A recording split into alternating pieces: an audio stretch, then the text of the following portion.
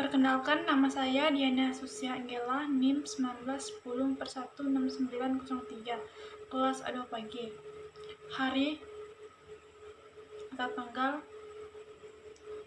Rabu 5 Mei 2021. Mata kuliah UTS Manajemen Pemasaran 2. Dosen pengampu Pak Adi Mursalin, SEMM. Baik, di sini saya akan membacakan jawaban dari soal UTS. Nomor 1, sebutkan dan jelaskan minimal 5 strategi lini produk yang digunakan perusahaan dalam memasarkan produknya. Yang pertama,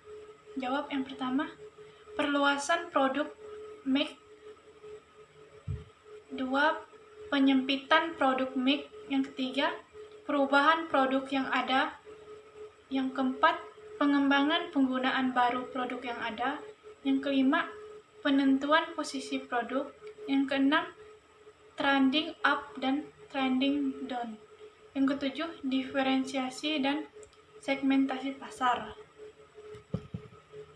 Pertanyaan kedua, jelaskan tahap-tahap dalam proses manajemen pemasaran berikut secara sistematis dan komprehensif.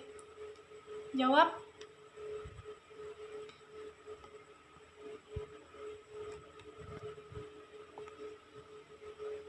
Proses pemasaran secara sistematis. Yang pertama, analisis peluang pasar.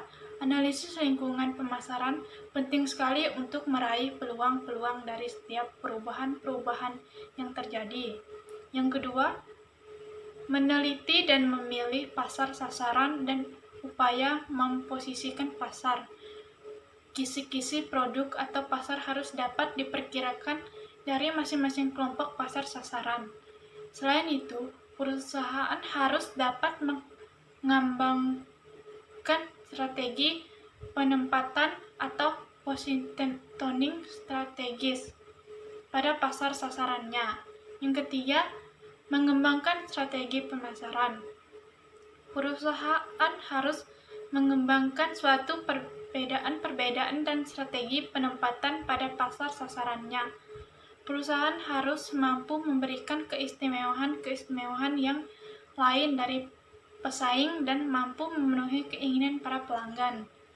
Perusahaan harus mampu mengembangkan sebuah peta kedudukan produknya agar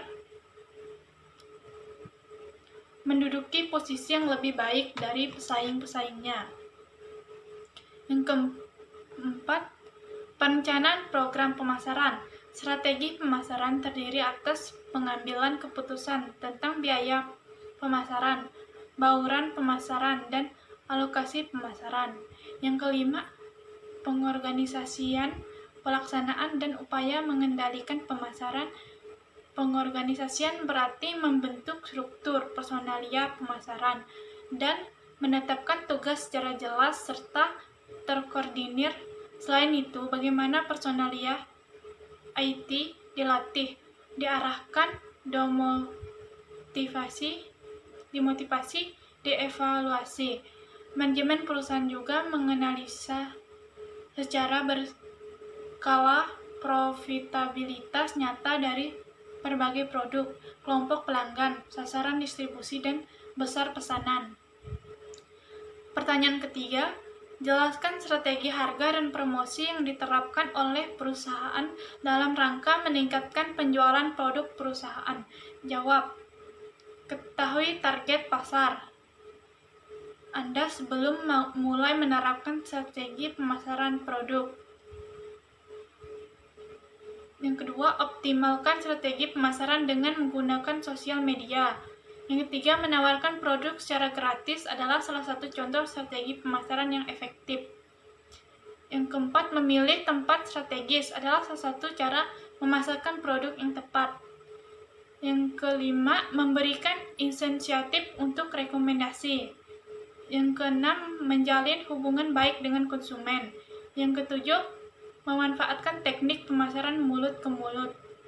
Pertanyaan keempat, sebelum sebuah perusahaan dapat membuat strategi pemasarannya, perusahaan tersebut harus mengevaluasi kondisi persaingan, kondisi internal perusahaan, dan lingkungan eksternal. Jelaskan elemen-elemen internal dan eksternal market environment. Jawab. Lingkungan eksternal pemasaran atau bauran pemasaran. Pada umumnya, aspek pemasaran meliputi kegiatan yang berkaitan dengan yang pertama, perencanaan barang atau produk. Yang kedua, penetapan barang atau price. Yang ketiga, program promosi atau promotion. Keempat, saluran distribusi atau sales. Lingkungan internal non-pemasaran. Aspek non-pemasaran adalah kegiatan fungsional atau operasional perusahaan selain kegiatan pemasaran, antara lain adalah yang pertama produksi, yang kedua personalia, ketiga keuangan, keempat penelitian dan pengembangan, yang kelima administrasi dan sebagainya. Lingkungan eksternal makro. Yang pertama, kondisi perekonomian. Yang kedua, hukum politik dan peraturan pemerintah. Yang ketiga, kependudukan dan keseimbangan lingkungan. Yang keempat, teknologi sosial dan kebudayaan. Lingkungan eksternal mikro. Yang pertama, pemasok. Yang kedua, pesaing. Ketiga, perantara. Keempat, pasar. Soal yang kelima. Yang A. Konsumen dapat dibagi menjadi jenis konsumen bisnis atau organisation consumer dan konsumen akhir atau final consumer. Jelaskan perbedaan antara kedua jenis konsumen tersebut.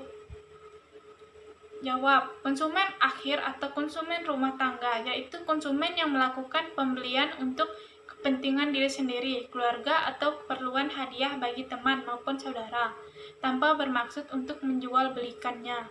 Dengan kata lain, pembelian dilakukan semata-mata untuk keperluan konsumsi sendiri.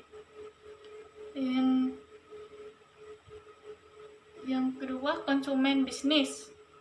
Konsumen bisnis disebut pula konsumen organisasional, konsumen industrial, atau konsumen antara adalah jenis konsumen yang melakukan pembelian untuk keperluan pemrosesan lebih lanjut, kemudian dijual atau produsen, disewakan pada pihak lain, dijual kepada pihak lain atau pedagang, digunakan untuk keperluan sosial dan kepentingan publik atau pasar pemerintah dan organisasi.